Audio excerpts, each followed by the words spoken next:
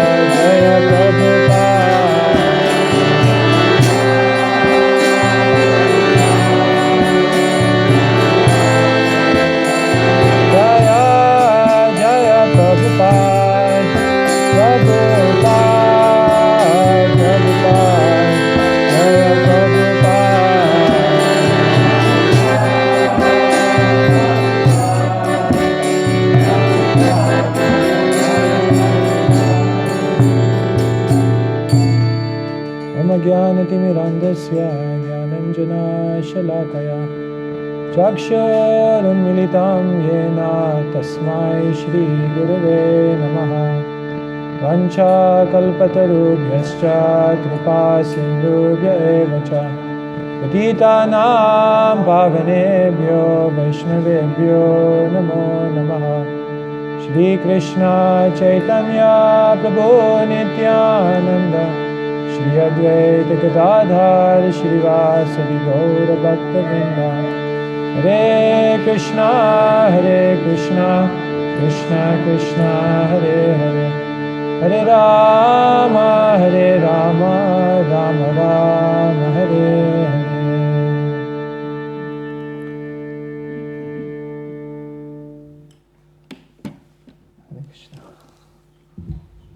So wonderful that Srila Prabhupada gave us this song, Jaya Radha Madhav. Once I was in Vrindavan. How many of you have been to Vrindavan? Okay, so not everyone. So Vrindavan is a very magical place. Of course, Krishna eternally lives in the Vrindavan of the spiritual world. But it's said that that spiritual world of Vrindavan comes down to this earthly planet. And in this earthly planet, that Vrindavan is known as Bhoma Vrindavan. So now is Kartik, and many, in a normal year, of course, what's a normal year in the material world? There is no normal. But usually at this time of year, everyone would go to Vrindavan and they would go to all of Krishna's places where he performed his pastimes, and they would become inspired. So one year we had gone to Vrindavan, and then I was leaving Vrindavan, and the day before I was leaving Vrindavan, there was one sadhu, and he asked me, "What are you doing?" So I said, "I'm going home." He said, "But this is your home." I said, no, I live in London, and I have to go back tomorrow. So he was not impressed with that. He said, "Vrindavan is your home." And then he looked at me and he said, "All reality outside of Vrindavan is a dream. And all dreams in Vrindavan are a reality." So that was very nice. Of course, I still ended up taking my flight back to London. But this is actually this is what it actually is, that Vrindavan is reality. Everything outside of Vrindavan is just a transitory place. And we're just passing through this world for some time. And Srila Prabhupada gave us this song before we begin any discourse on any of the scriptures, to remind us that yes, Vrindavan is our ultimate destination. And Srila Prabhupada said this song, Jaya Radha Madhav, it paints the perfect picture of the spiritual world. He said Krishna is there, Radharani is there, Krishna's parents are there, Govardhan Hill is there, Yamuna is there. All these transcendental places are there, and therefore in this one song you capture the entire beauty of Vrindavan. And so every day when we sing this song, it's a very significant meditation, because it's a meditation in which we remember where we're all meant to be going. We're just on a transit at the moment, and our real destination is Vrindavan. So we're very grateful to Srila Prabhupada, who gave us this song. And I think it was in 1971 that Srila Prabhupada first taught the devotees this song. And the devotees explained that Srila Prabhupada sang it one morning, and then the next morning he sung it. And I think on the third morning that he sung it, Srila Prabhupada was singing Jaya Radha Madhav, and as he was singing, his eyes were closed. And at one point in the song, a teardrop fell from his eye, and he could not continue singing. Because Srila Prabhupada was not just singing a song, but Srila Prabhupada was entering that reality of Vrindavan, where every devotee's heart is in Vrindavan. Sometimes they have this t-shirt, isn't it? I lost my heart in Vrindavan. So one time Jai Beta Maharaj saw one devotee with that t-shirt, I lost my heart in Vrindavan. He said, I hope you lost it to the right person. If you lose your heart to Krishna in Vrindavan, then that's a great success. So there's some questions that you'll ask, or is it open forum if anyone has any question? I can see a hand going up behind you. Oh, okay, sure. I had this question for a while. You mentioned Vrindavan, and so my question is, Prabhupada gave us a goal, and he's bringing us to the lotus feet of Krishna. But also in Shastra it's explained that the spiritual world is 3 times bigger than the material world. This is just a quarter of creation. So from that you can understand there's plenty of universes and planets. where we can go in the spiritual sky beyond birth and death. So a question that I still not 100% resolute is, why are we going to Vrindavan? We can take a plane or train to thousands and millions of planets where Krishna is in his endless forms. Why do we choose this one? All those destinations are beyond suffering. So why Vrindavan? Thank you, very nice question. So in the spiritual sky there are so many planets, and Krishna is there in many, many forms. You can go to Vaikuntha, you can go to Ayodhya where Krishna is in the form of Ram. You can go to, there's Dwaraka in the spiritual world, there's Mathura. Why to Vrindavan? What's so special about Vrindavan? Vrindavan is very, very special because the residents of Vrindavan don't love Krishna because he's God. They love God because he's Krishna. In other words, in Vrindavan, Krishna's sweetness, Krishna's charisma, Krishna's character, Krishna's enchanting nature takes over to the unlimited degree. In Vrindavan, you will find the most intimate, the most profound, the most heart-touching exchanges between the soul and God, because in Vrindavan there is no reverence, there is no ritual, there is no tinge of even respect. All of those things are sidelined because the thing that comes to the front is Krishna's sweetness. So God is great, but God is also very, very sweet. So in other places in the spiritual world, the sweetness of God is there, but still the greatness is there. But in Vrindavan, the greatness is taken out of the equation, and only the sweetness remains. So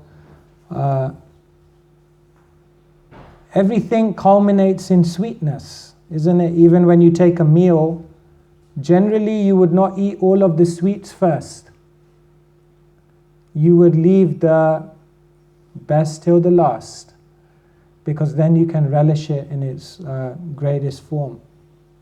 So in the same way, the culmination of spiritual love is in Vrindavan, because in Vrindavan sweetness predominates, and it's sweetness that we seek. Hare Krishna.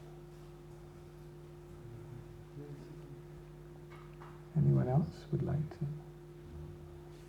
Yes. Yes, I have a question. Comment du coup tous les humains pourraient aller à Vrindavan? Parce que j'imagine que c'est une ville et que c'est pas éternellement, enfin c'est pas immensément grand. Du coup, il faudra accueillir tous les humains parce qu'ils sont tous sur Terre. Et la question que je pose. Everybody, all the human beings on Earth, because we are very, very. There's many of us. Many of us. How will we fit All there? can Vrindavan. Is that the question? Everybody go to Vrindavan. How can everyone go there? Vrindavan, maybe you have seen a picture. Vrindavan is explained to be like a flower. And maybe you see sometimes they have like what you call a time-lapse video. So and a flower like blossoms like this, opens up. So Vrindavan, everything in Vrindavan is living, everything in Vrindavan is expanding. Here you see this picture of Krishna and Balaram and many cows. In Vrindavan, in the transcendent Vrindavan, it said that Nanda Maharaj has 900,000 cows. And some cows are black, some are white, some are yellow, some are red. And in those 4 colors, there are 25 further divisions. So like this, there are 100 herds of cows. And then there are another 8 special herds of cows.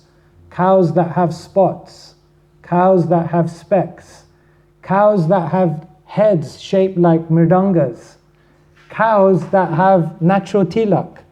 There's 8 more special groups. So like this, Nanda Maharaj has 900,000 cows. There are 108 herds of cows. And Krishna has japa beads, which have 108 beads to count all of the herds. And when Krishna wants all the cows to come back, then the first thing he does is he plays his flute. And if the cows don't come back, then the second thing he does is he blows his buffalo horn. And if they still don't come back, then he goes out with the stick. And Krishna knows the name of every single cow. So who can estimate the limits of Vrindavan? Remember, all reality outside of Vrindavan is a dream. And all dreams inside of Vrindavan are a reality. So because we see the world through the limited perception of our mind and senses, we constantly limit our conception of the spiritual reality. But the spiritual world is the land of unlimited possibility, unlimited opportunity. And so I was explaining that the spiritual world is like a lotus. So sometimes Krishna, in the morning he is in one place, and then within half an hour, 30 minutes, he needs to get to the other side of Vrindavan. So what happens is Vrindavan goes like this. So Krishna doesn't have to walk such a long way. Just with a few steps, he's in the place he wants to go to. So that means who can understand Vrindavan? It's always moving, it's always changing, it's always expanding. Vrindavan is a land which exists to facilitate Krishna's desires. Vrindavan is not a land which is just inert. It's a land which is moving. Govardhan Hill is a mountain, and when the weather is a little bit cold, then the mountain becomes soft so that Krishna and his feet won't get hurt on the cold surface. And when it's summertime, then Govardhan Hill becomes harder and more cool. So it will be cooling for Krishna's feet. It's always changing. So, Chintamani prakara sadma sukalpa riksha. It's the Chintamani means it's the place which is fulfilling all desires. So, my answer contains no logic whatsoever. I have not given you a logical answer because Vrindavan is beyond the realms of logic. Words cannot explain Vrindavan. Okay, let me give you an example. I'm going to ask all of you a question and you tell me what your answer is. Okay? Who comes first? The father or the son? Please answer. Who comes first? Who comes first? The father or the son? It's a simple question. Don't think too much. No, but who comes first? The father. Say the father. The father. Obviously, isn't it? Obviously, the father comes before the son. Agreed? Everyone agree? 100%? Father must come before the son. You're all wrong. You're all wrong. Because until the son is born, the man is not a father. He's just a man. But the moment the son is born, he becomes a father. So now let me ask you again. Who comes first? The father or the son? The son, he's changed now. The son, he says. I could sit here and tell you the father comes before the son. And it's true. I could also sit here and tell you the son comes before the father. And it's true. that means even in the material world, words are insufficient to explain everything. Words are very limited. Yet we're speaking and speaking. Yet some things can only be understood through deeper perception. So that doesn't mean we don't use words. That doesn't mean we don't use philosophy. That doesn't mean we don't use logic. However, we must understand that it has its limits. Therefore, the Vedanta Sutra says logic and argument are insufficient to understand the absolute truth.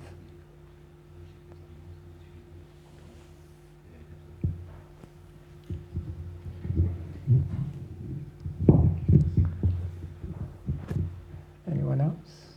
I'd like to ask.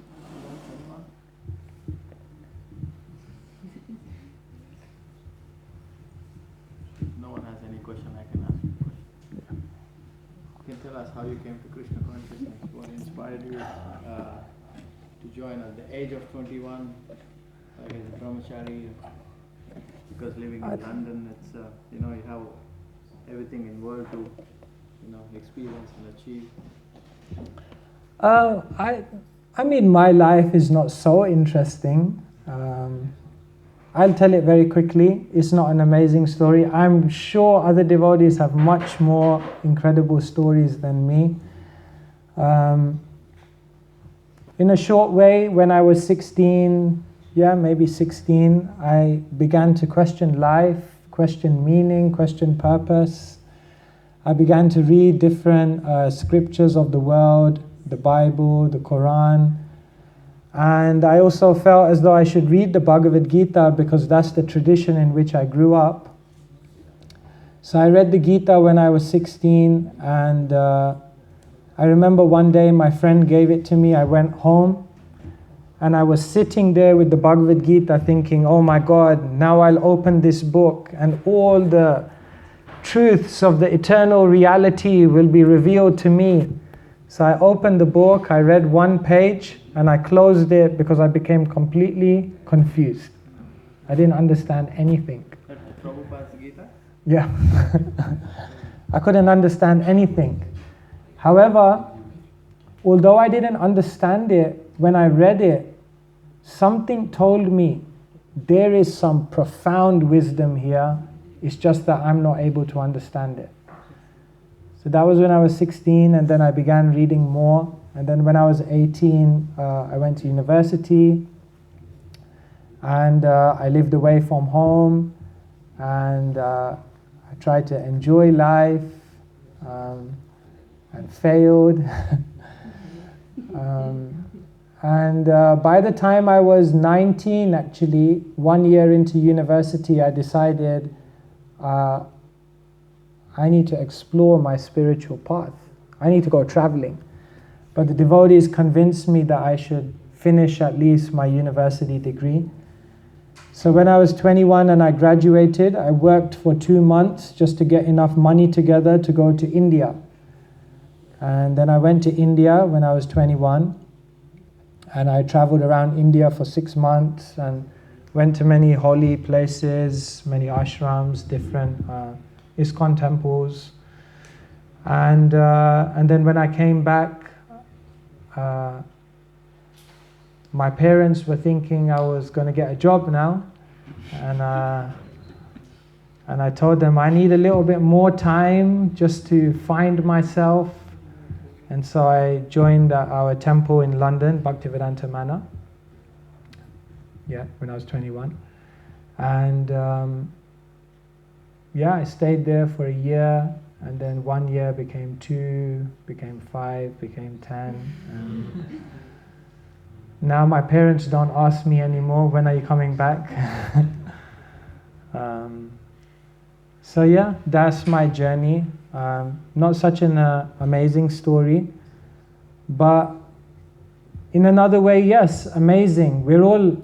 We all have amazing stories, because we all somehow or other got in contact with Srila Prabhupada, and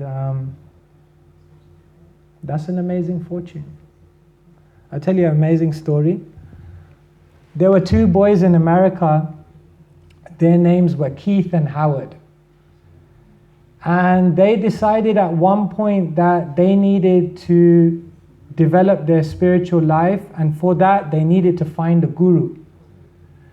So they thought, what better place to go to find a guru than India? So they booked a ticket to go to India. And that ticket was on a cargo ship. And that cargo ship was called the Jaladuta. And they booked a ticket to go to India on a ship called the Jaladuta. Now the amazing thing is, a few days before they were supposed to go to India on the Jaladuta came into America. And on the Jaladuta was a great sadhu. And that sadhu's name was A.C. Bhaktivedanta Swami Prabhupada.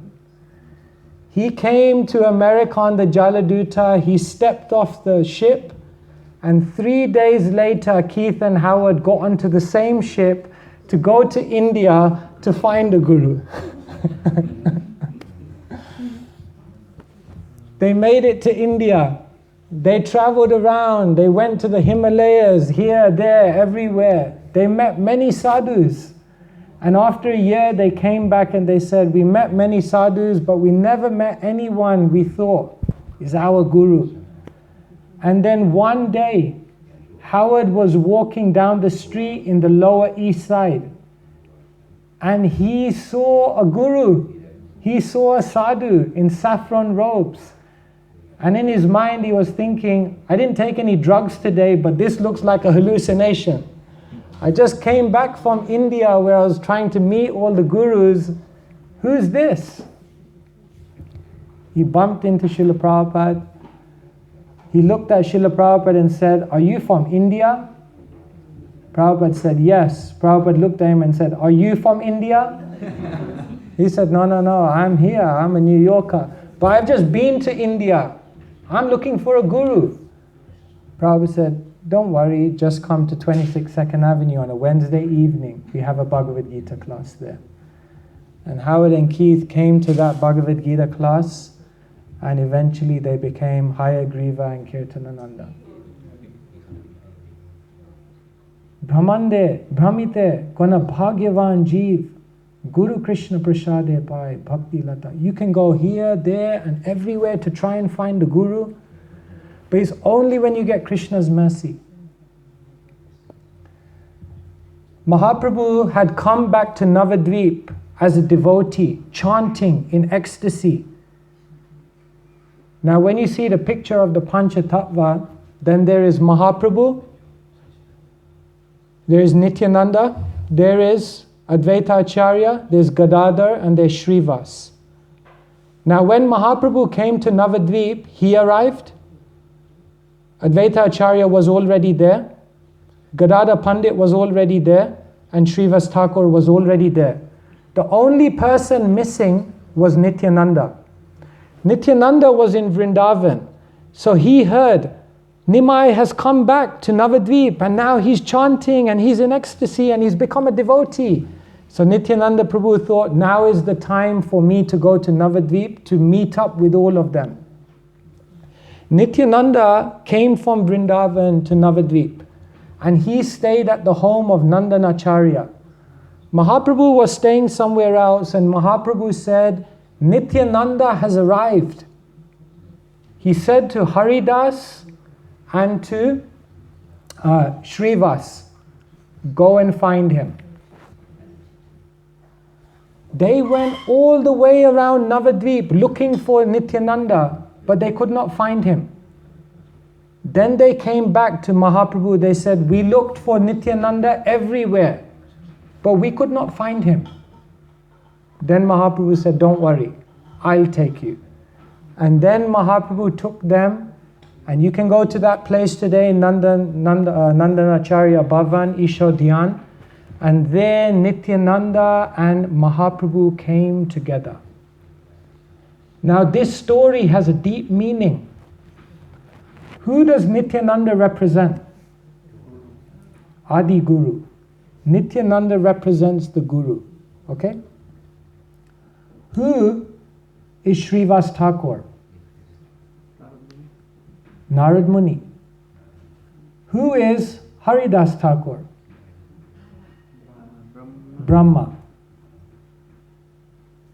Who in this entire creation could know the creation better than Narad Muni and Brahma? Brahma created the whole universe. Narad Muni has traveled to every part of the universe. But it doesn't matter if you're the creator of this universe and you know every corner. It doesn't matter if you've traveled this universe and know every corner. Still you will not be able to find Guru unless Krishna takes you to Guru. So when we stop to think, just for a moment, that somehow or other we got in contact with Srila Prabhupada, it's really not a small thing. And therefore, I may sit here and say, story is not that amazing. Definitely I'm not amazing, but each one of our stories is amazing because we got some causeless mercy. One time they asked Srila Prabhupada, what did we do to have the fortune of becoming connected with you? What pious activities did we perform? Prabhupada said, you didn't. Nothing. You didn't do anything. I was your pious activities. Creative. Yes. So, anyway, that's my story. Any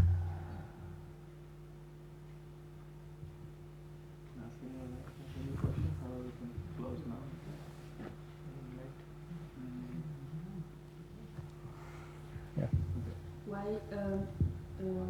Why we don't go out to Vrindavan if it's like magic place? Should go. But it's not, I don't know, like I don't know if I understand really well, but so you said that we go to Vrindavan then after our death. No. This is Yeah, okay, so let me explain. Vrindavan is, okay, let's say like this. There are 4 types of Vrindavan. Okay? There is Vrindavan in the spiritual world. This is known as Goloka Vrindavan. Okay? This is in the spiritual world, Vrindavan, eternal Vrindavan. Then there is the Vrindavan which comes from the spiritual world into this material world, into this earthly world. That Vrindavan you can travel to, you can go there. Of course, you need blessings, you don't, not just an air ticket, but you can go to that place. So that's the second type of Vrindavan, the Vrindavan where Krishna appeared in this world 5,000 years ago. The third type of Vrindavan is the Vrindavan that's created by the vision of a pure devotee. So this is also Vrindavan, because Srila Prabhupada came to this place and through his devotion, his bhakti, he brought Krishna here. And therefore this whole place, New Mayapur, became Mayapur, Vrindavan, non-different. This whole place became Vrindavan. That's the third Vrindavan. The Vrindavan created by the vision of a pure devotee. And shall I tell you the fourth Vrindavan? yes, please. The fourth Vrindavan is the Vrindavan within your heart. Because Vrindavan is ultimately not just a place, it's a state of consciousness. Now let me ask you, what's the common thing between Vrindavan in the spiritual world, Vrindavan in the earthly world, Vrindavan in this kind of place, and Vrindavan in your heart? What's the one common thing which makes them all Vrindavan? Krishna. And what about Krishna? Krishna is the center. If Krishna is the center of your heart becomes Vrindavan. If Krishna becomes the center of New Mayapur, this becomes Vrindavan. if Krishna, which Krishna is, the center of Bhoma Vrindavan, where you go to India, Vrindavan today, so naturally, if you go to that place today, Krishna is the center. Once we were traveling in Vrindavan, and we met this very old lady. She was 80 years old, and she told us what she used to do for her entire life since she was 2 or 3 years old. For her entire life. You know what she would do? Every day when she would wake up from her bed, her eyes would open and then she'd immediately close her eyes. Then with her eyes closed, she'd come up from her bed with her eyes closed. Then she would touch the wall. What a minute. She would touch the wall with her eyes closed and find the door. Then with her eyes closed, she would walk through the door. Then she would walk down the stairs. Then she would go into the front room with her eyes closed. Don't try this at home, you may get injured. And then she would go into the front room, and then she would go in front of the altar, open the curtains, and see Krishna.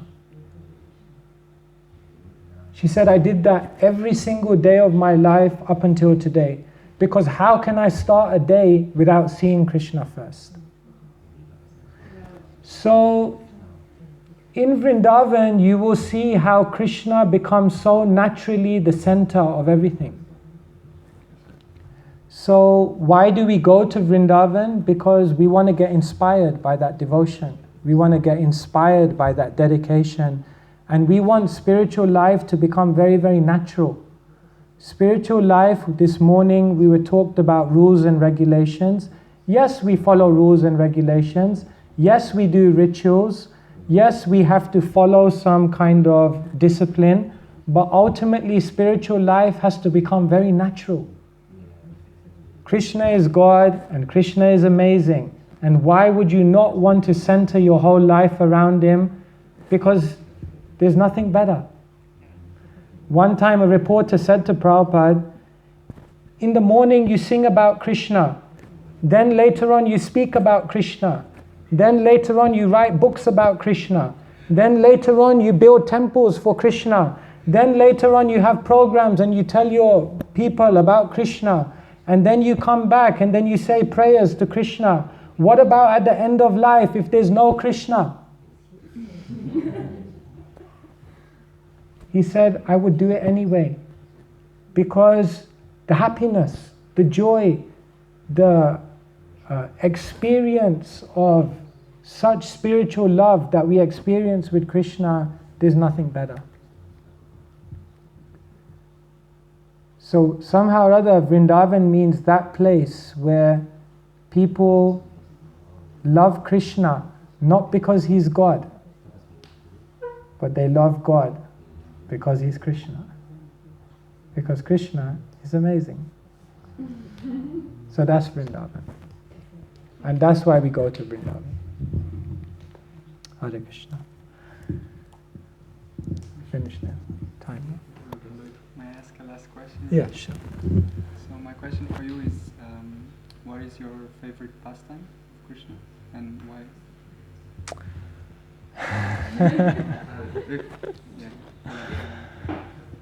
What is my favorite pastime of Krishna and why?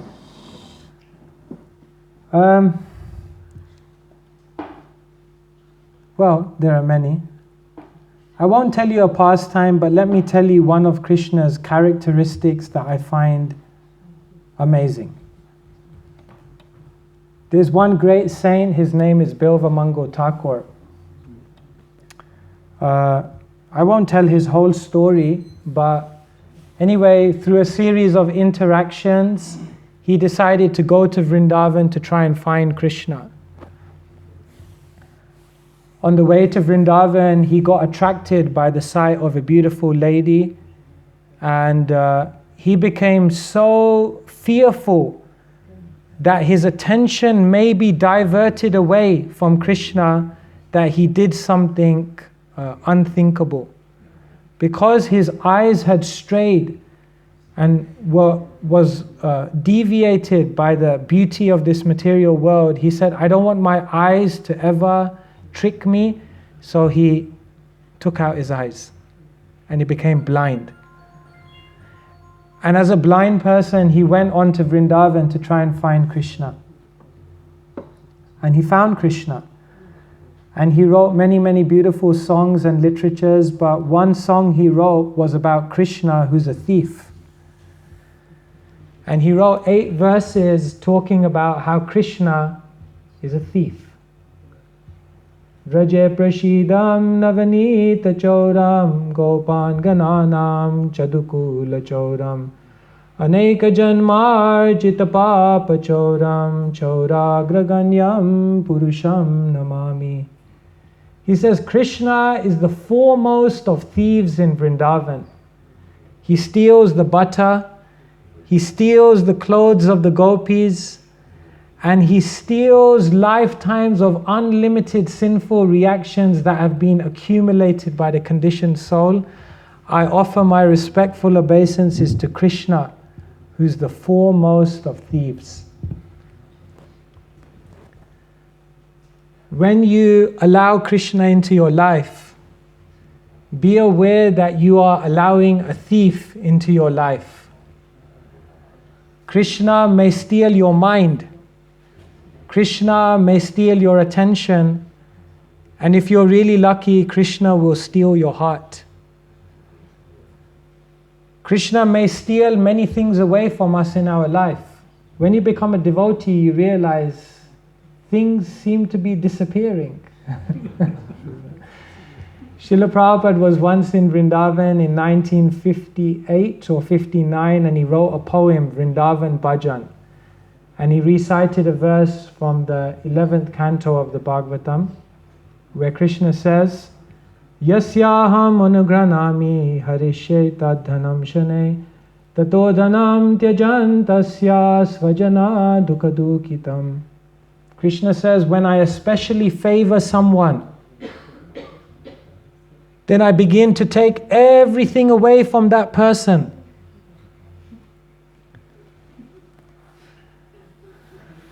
It's interesting because sometimes, you find these traditions like prosperity church.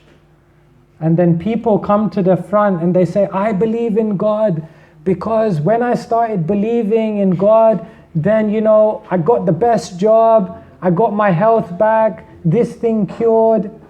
And I was thinking, if we had a Krishna consciousness version of that, the person would come to the front and say, I believe in God because when I worship Krishna, my health went down. I lost my job. My family turned away from me. Because Krishna is a thief. Krishna is a thief. But the most amazing thing is, he's a transcendental thief. So what he does is he takes everything away from you, but then he leaves you with the greatest treasure. Who can understand such a thief? Have you ever met a thief who takes everything away from you and then leaves you with something far more valuable? That is Krishna.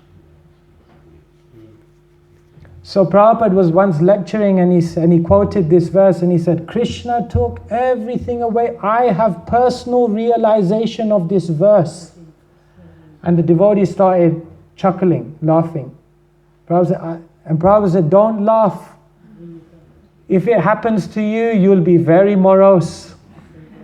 Because who's ready? We're not ready for that kind of treatment from Krishna. So, one theme that seems to run through the whole of Vrindavan is that Krishna is a thief. And so I often think about Krishna and how he's a thief. And sometimes I become scared. But then we realize, yes, Krishna may take away, but then he leaves us with the greatest wealth. Hare Krishna. Thank you so much. Grantaraj Srimad Bhagavatam ki jai, Srila Prabhupada ki jai, Vaishnav Seva, Vaishnav Sangha ki jai, Jai Nitai Gaur Premanande.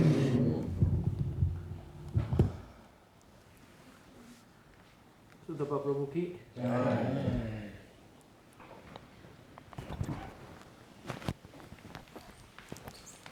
Prabhu will be giving the Bhagavatam class again tomorrow.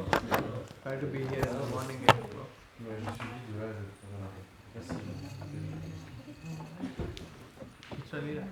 What is the verse? 882.